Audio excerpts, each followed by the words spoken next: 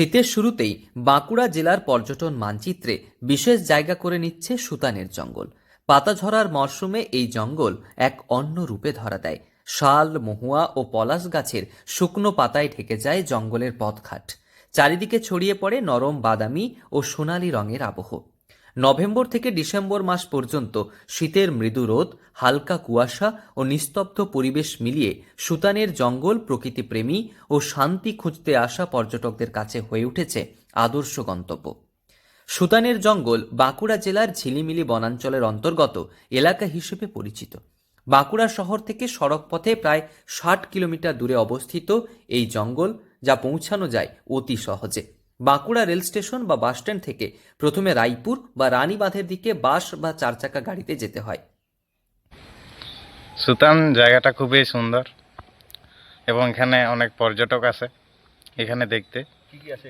এখানে দেখতে বলতে একটা লেক আছে পানির, আর এরকম ফরেস্ট ডিপার্টমেন্ট বাড়ি করে দিয়েছে যাতে টুরিস্ট থাকতে পারে এখানে।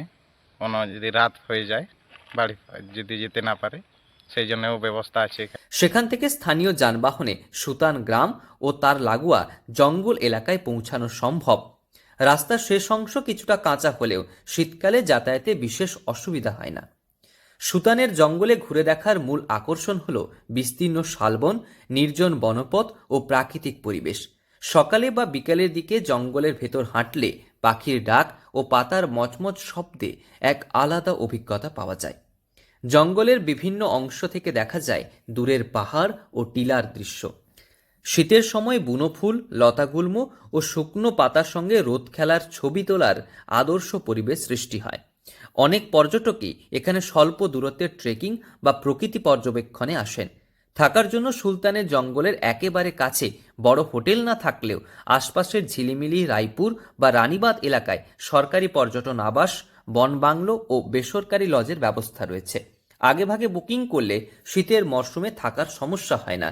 স্থানীয় আদিবাসী গ্রামগুলিতে বেশ কিছু হোমস্টে চালু রয়েছে, যেখানে গ্রামীণ পরিবেশে থাকা দেশি খাবারের স্বাদ নিতে সুযোগ মেলে। শীতের শুরুতে পাতা ঝরার এই সময়ে সুতানের জঙ্গল তার সবচেয়ে সুন্দর রূপে ধরা দেয়। নিরিবিলি বনভূমি, প্রাকৃতিক নীরবতা ও সহজ যাতায়াতের সুবিধা মিলিয়ে সুতানের জঙ্গল এখন বাঁকুড়া জেলার এক শান্ত, আকর্ষণীয় পর্যটন গন্তব্য হিসেবে পরিচিতি পাচ্ছে। বাঁকুড়া থেকে নীলাঞ্জন ব্যানার্জি রিপোর্ট, লোকাল 18 বাংলা।